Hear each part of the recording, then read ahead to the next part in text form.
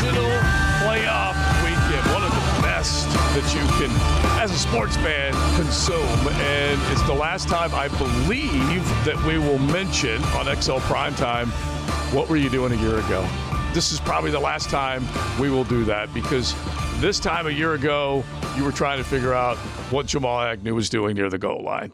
Why did it have to happen? What Chad Henne was doing, not just near the goal line, for like 90-plus yards as he marched down the field against the Jaguars defense. That was all a year ago, and here you are a year removed from that and removed from the postseason as well. So we've got the divisional playoff round complete. AFC, NFC championship games are in. So let's just go through them. We're going to just rock and roll, talk about all the big storylines. The biggest, of course, is the Bills losing last night. So we'll probably start there. Thanks to Mokama Beer Company. A Mokama Monday with great craft offerings Tuesday through Sunday up there in beautiful Fernandina Beach. They're right there on South 8th Street, and they got their brand new Wildlight location. So head on into Wildlight and find them there as well, or on the shelves selling some great either IPA or sours, pilsners, lagers, whatever it might be. Mokama.com. Make sure you check them out. So let's get into the last game we saw, and let's go through everything because, you know, as a Jaguar fan, as a Duval Nooner, everybody's out there going, man, we were there. How did we not, get back to the tournament? And, Leon, you know how much that sucks when Josh Allen said it 7 different ways. What does it feel like right now? It sucks because everyone's going to lose except for one team. And last night, the Buffalo Bills had a chance to exercise a demon and move past the Kansas City Chiefs. And the leg of Tyler Bass did not allow them to do that. Yeah, listen, I firmly believe that the Kansas City Chiefs are in Buffalo Bills' hands. They had everything lined up, stars, stadium, weather, everything was supposed to be in perfect position for them to win this game. And if you look at the statistics, the Buffalo Bills led in every statistical category except the W. Mm-hmm. That's it. Scoreboard. Everything except the W. And you had to know that when Patrick Mahomes got that ball, or when Kansas City had the ball, somehow you just knew they were going to win that game. I mean, you just knew it in the fourth quarter, late, with Patrick Mahomes at the helm, that they were going to somehow win that game. And I just think that the Buffalo Bills knew it, Kansas City knew it, and they got it done. I mean, and KC is just like, listen. It was like KC, I want to say they was toying with them, but they knew that if we made this a fourth quarter game that we were going to pull it out somehow. That's just the way I feel. It didn't matter what Buffalo did during the first 3 quarters or whatever. KC wanted to get them in the fourth, and they were going to find a way to win, and they did. So let me ask you this, Leon. Will history remember this game for arguably the worst team of the Patrick Mahomes era making it back to the AFC Championship game, winning a road playoff game for the first time in his tenure as the starter, or for the Buffalo Bills, somehow, some way, for the second time in history, missing a field goal from 44 yards out? Because, yes, if you go back in the history books, that missed field goal against the Giants in the Super Bowl, also 44 yards out. Torturous. Is that what this will be remembered for? And both of them wide right. Correct. Both of them wide right. Is that what history will remember it for? You could easily say that this might be Kansas City's worst team, but probably their best defensively. That's true. Their best team defensively. Very true. Their defense keeps them in games with pressures and interceptions and turnovers and all that kind of stuff. But here's the thing. In order to beat the champ, you got to beat the champ. You got to beat the champ. And I won't say it's poetic, but it almost is that next week the Ravens have got to, they're at their house though, but they've got to go through the mighty giants known as the Chiefs to get to the Super Bowl. Yeah. It's almost poetic that they got to get the, if you want to beat a champ, you got to beat them. Yeah, you got to go, you got to step into the ring and you got to knock them out. And the Baltimore Ravens, there was a period, at the very least the first period of that game, where they were kind of on the ropes a little bit. And I was thinking to myself, be more, been here before, and they figured it out. They sorted it out, and they took care of business and dispatched the Houston Texans. But when you think of what happened last night, what in the Damar Hamlin was Sean McDermott thinking, okay? Trying to give Damar Hamlin a moment. That's what he was thinking. You cannot deny that. As soon as I saw them zero in on number 3, I went, oh, no. But, okay, like I understand you want to give this kid a moment because this all takes you back to Damar Hamlin when he had the collapse on the field, and we all know just how emotional everything was and how serious everything was, and then he was able to come back and be part of the football team. He's not a regular performer on the football team, and they've had a ton of injuries that they had to deal with. Look, you can shine a light on Damar Hamlin if you want, if you're Sean McDermott, the head coach of the Buffalo Bills, but in no way, shape, or form, Matt, no way, shape, or form would you do that inside your own 30, feeling that desperate, and that will qualify the NFL's version of fourth and dumb. So you said a key word there, desperate. Hmm? And this is just my opinion. I don't think it has anything to do with Damar Hamlin. You know what it had everything to do with? Pat Mahomes. Yes, he couldn't stop him. In other words, could not stop Mahomes. So the only way to get an extra possession is to do something funky. Yeah. Mahomes was white hot from like the second quarter on. They couldn't stop him. Their defense in the secondary, they couldn't. You're talking about we talked about this last week about the Kansas City receivers. Who are these guys? Yeah. But they just go out there and they just keep playing. They keep making plays because of Mahomes. And me, the idiot, when we were making the picks, I said, I can hear JJ on my shoulder right now saying, dude, Mahomes. And I don't know why we all don't just say that at this point. Yep. Well, because it's all about him right now in the playoffs. Yeah, we have. I just didn't want to. I didn't think. Not like I didn't want to. I didn't think. And I have admitted to you all, I got a little anti-Mahomes in me, okay? I got a little anti-Mahomes in me. I can't deny it. But I thought Josh Allen was playing as good, Leon, as anybody on the planet. Well, the Mahomes is, you know what he's like? He's like the Brady effect. You remember when Brady was with New England Patriots, how much you rooted against Brady because the Patriots won so much, you got tired of seeing them made you see in red. the championship games and the Super Bowls.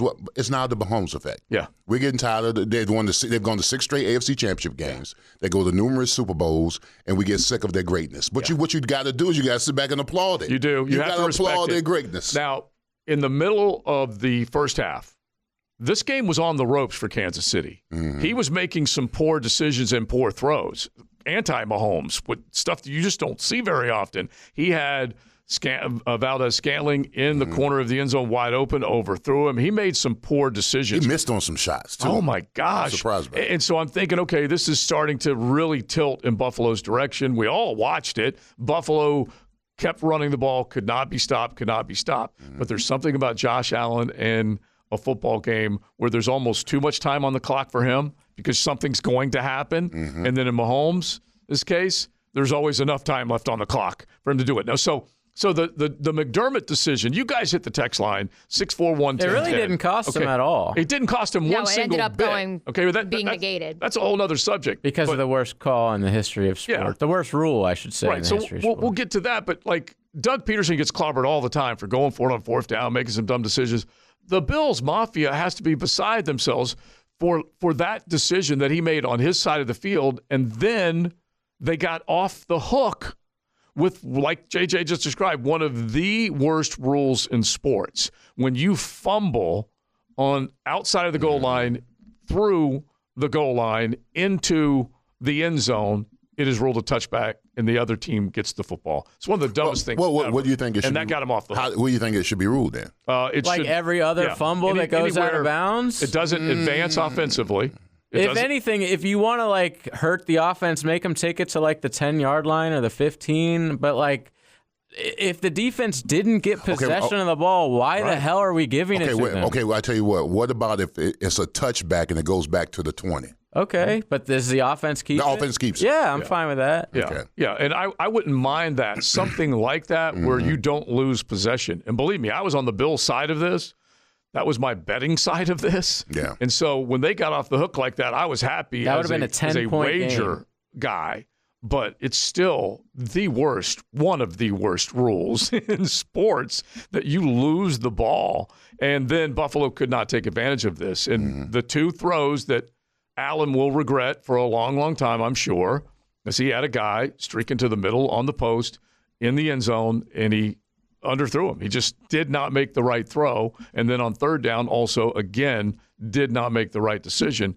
And then they relied on the kicker, and the kicker ultimately let him down. Well, I'm pretty certain that there's somebody after this game that, last offseason had a lot to say about his quarterback. Sure, he won't have a lot to say this season because not only did he go 3 for 21 in the game, but he went Calvin well, we called it in the production meeting. He went all Calvin Ridley on the deep ball. I'm just upset we haven't gotten a cryptic tweet from him or his brother yet. I was waiting if for you can't tell. I'm just saying, if you they're run, talking about Diggs. We're talking about Diggs. Yeah, we're talking about Stephon Diggs. Had a 70-yard scoring strike in his mitts and did not bring the ball in. And it wasn't fair for me to say Calvin Ridley, but we've seen enough of that this season. But you got to make that catch. You get them hands on it. And JJ, I was it reminded me actually not Christian of Ridley, Kirk. but of Kirk's against the Chiefs last season. It was. Yeah, think of Christian Kirk twice against the Kansas City Chiefs. One this particular weekend a year ago when that ball was in his mitts. And Josh Allen made a beautiful throw, and Stephon Diggs had cleared the defender. Yeah, but see, that's why I tell you. I mean, I'm not sure. A lot of these guys want to be legends, but in the playoffs, you got to make that catch. Yeah, big-time players make the big-time plays and big-time moments. The whole dynamics of the game change if you make that catch. The whole dynamics of the game change because now Josh Allen's got the confidence to go deep ball on you because he knows you're going to catch it. But when you drop it, and it minimizes his efforts. Yeah, you're looking for those great moments in the postseason. You have said it so many times, being in the postseason, those are the ones that define you, and you've seen so many acrobatic catches from great receivers that have done it year after year and postseason after postseason, and this was a chance. And Diggs, by the way, got clobbered early. Couple of hits, really took some shots. I don't know whether he was shot away from the ball or not, but that one was one that would have had him step onto a playoff postseason stage of greatness, and he didn't do it. All right, so we got that one. Who do you blame? Is it Josh Allen? Is it just the defense? Because, look, you want to talk about a lot of injuries? Buffalo Bills had to deal with a ton of injuries, and then the Mahomes magic rises up once again. Let's go to the other ones. Which one? The fact that the Green Bay Packers went toe-to-toe with the San Francisco 49ers, and it wasn't until the end when Jordan Love finally made a mistake because he had made some poor decisions up until that point, and San Francisco didn't make him pay for it, and then finally they did. Well, Joe, he threw the ball like he was tired of playing. It was weird down the stretch, dude. For real. He rolled out, bro. First of all, he could have ran. He still had a lot of time on the clock. I don't know, it was 45 seconds left on the clock or something? Yeah. He only needed somewhere between 20 and 25 yards to get in the field goal range. And he threw the ball like he was tired of playing. I mean, you don't make that throw. It was the Brett Favre. It was no desperation against the Saints. It was the dumbest. It was no desperation needed in that play to make that kind of throw. That's what I understand it. And he had played so well leading all the way up until it. When I'm watching the game, I'm saying to myself, the Niners are on the ropes. I seen the Niners get blown out by the Ravens in that game or whatever. But in this game, the play calling and his execution, and Aaron Jones running the ball, and the run play they were running, bro. I'm telling you, the run play they were running. He had a We ran this in Pittsburgh. It was called Toss 38 U-Crack or 39 U-Crack. And instead of the tight end being next to the tackle, all they did was flex them. And then if you're the center, if you can get to the mic, you pull. And they cracked on the end, and they pulled the guys, and that's all they ran. And they kept showing. They couldn't stop it. I'm trying to think of who the play-by-play people were. Anyway, they kept showing some really good decisions, blocking-wise, by the receivers to keep giving Aaron Jones those lanes to attack. And it was a clinic in a lot of ways. And the mentor and the pupil, Kyle Shanahan and Matt LaFleur, those two guys, one learned under the other. And Matt LaFleur had Shanny's and Steve Wilkes' defense on the ropes. And just to go back to what JJ said as far as it was the Brett Favre throw, one of the greatest games I ever watched back was at Minnesota and New Orleans. And Brett Favre had an opportunity to make a play and extend his reputation of greatness. And he threw across. And I think they were in field goal range at that point. Yeah, probably. But he's rolling to the right and throws it right back into the middle of the field with nothing but traffic and Saints unis, and Porter picked him off. And then Porter 2 weeks later did the same thing to Peyton Manning. Same thing. And so those are the moments, like you said, that define you. While we're on the subject of legends, I have to read a series of tweets that is either going to have your eyes rolling or you're going to be pumping your fist in celebration as you drive around Duval right now. David Lombardi, the very talented 49ers beat reporter for The Athletic, at the end of Saturday night's game, Leon, tweets the following. Brock Purdy answered every single doubt and criticism by delivering a comeback playoff drive that has immediately become part of 49ers legend. That's what Joe Montana used to do. To which At David_C_Steele on X, who I don't know who you are, but this was a fantastic response. Quote, what an awful week this has been for sports journalism. One of my buddies, Todd Brommelkamp, who is one of the hosts on ESPN 1600 out in Cedar Rapids, of course, covered Brock Purdy, quote tweets this and says, my retweet of this should not be viewed as a criticism of Brock Purdy. I'm preemptively saying this because Purdy's stands are just short of Swifties and slightly ahead of the Beyonce Hive members in terms of their rabidity. And he's not wrong because that series of tweets kind of illustrates the point we're at with Brock Purdy. He is a good quarterback. He is not Joe Montana. No. He was clearly illustrated on Saturday night. A lot of glove talk going on, by the way. A lot of glove talk, a lot of midway through coming out of his progressions while he's like taking the snap. He's trying to dry his hands when he drying threw his that hands one. and throwing it. Yeah. And it's not like a Mahomes throwing it left-handed or Josh Allen throwing it left-handed. Yes, it was raining. Yes, it wasn't his best game. I think he's a good quarterback. Well, do I think he's Joe Montana? Hell no. No. I'm not even. I mean, He's I not in Joe I think he's Montana's just, shadow. Is he You know, Jared I think Goff? he is. I think he's the quarterback that's playing for the 49ers right now is what he is. That's it. Because And he's doing exactly what Kyle Shanahan I don't know needs him what to would do. happen. Like if he goes to the Bears or the Seahawks, is he the gets same swallowed player? up. Yeah. Right. Is he the same player? I don't know. That's the beautiful thing about it is that Kyle Shanahan has constructed, and John Lynch has constructed a good enough football team that you can not necessarily plug and play, but you definitely can put capable quarterbacks in there, and they will succeed because of every bit of good that's around them. And by the way, you can see him operate in that pocket, Leon. That is a fun place to be if you're a quarterback because you don't feel – now, they did get to him a few times. Yeah, a couple of times. But my gosh, he gets to stand back there and feel like he's got a clean pocket all Yeah, I mean, listen, he's got one of the best offensive lines in front of him. He's got a future Hall of Famer blocking his blind side. He's got another Hall of Famer in the backfield with him, Christian McCaffrey, that's running the ball. Yeah. You know, May a Hall of Famer. Maybe a Hall of Famer. You got Kittle. Samuels. You know, he got hurt early. You got Kittle. You got Ayuku at wide receiver. I mean, he's got a plethora of talent around him. Now, he's got to be the orchestrator. I mean, you got all the instruments. That's why I'm not saying he's not a good quarterback. Absolutely. Right. He's gotta be He's the good. orchestrator. He's good. He's got to play within the frameworks of the offense. And right now, that's what he's doing. He's having success with it. So you can't knock him. It is fascinating. We saw it during the 3-game stretch because it was the 3 games and then the bye that Deebo Samuel was on the reserve injured list before returning against the Jaguars during the regular season. When he leaves the game, and I think he's a top 10, top 15 wide receiver depending on the day or the week, and obviously he does things that a lot of other wide receivers can't do, but it is fascinating when he exits the game how they get a little out of sorts. And obviously they were also without Trent Williams during that 4-game stretch during the regular season. But my goodness, I mean, it's akin to this offense in this town when Christian Kirk exits stage right. All of a sudden, it's like, what do we do? Yeah, and you need those guys, those pillars, that they're pillar performers because they always are sturdy in the moment, and that's the type of guy that you need, rely on. And there's also a plan. And if you go back and you look at all these games, heck, Baker Mayfield, as much as he's been second-guessing his career, stressed the hell out of the Detroit Lions He'd defense. crush it in the 49ers offense. If he was their quarterback, He would be crush awesome. it. Yeah, he's a good example of a guy that you drop him in that pod, he's going to be able to not just exist, he's going to be able to thrive. Yeah. Because there's so many good weapons. And let's not ignore, Tampa Bay Buccaneers, he's made Cade Otton a good target because he's got a big tight end that he can get the ball to. But Mike Evans and Chris Godwin and on and on and on, they're pretty good. When I'm watching that game, the Green Bay against the 49ers, the one thing I learned in watching that game, being the offensive lineman, because I'm watching the interactions between the defense. When you stand up to that front four, that offensive line, I mean, you stand up to that front four, because the first thing that the Niners try to do in the game is intimidate you. Yeah. First thing they do, they come off the ball. I see them pushing, fingers in face, pushing guys in the face more.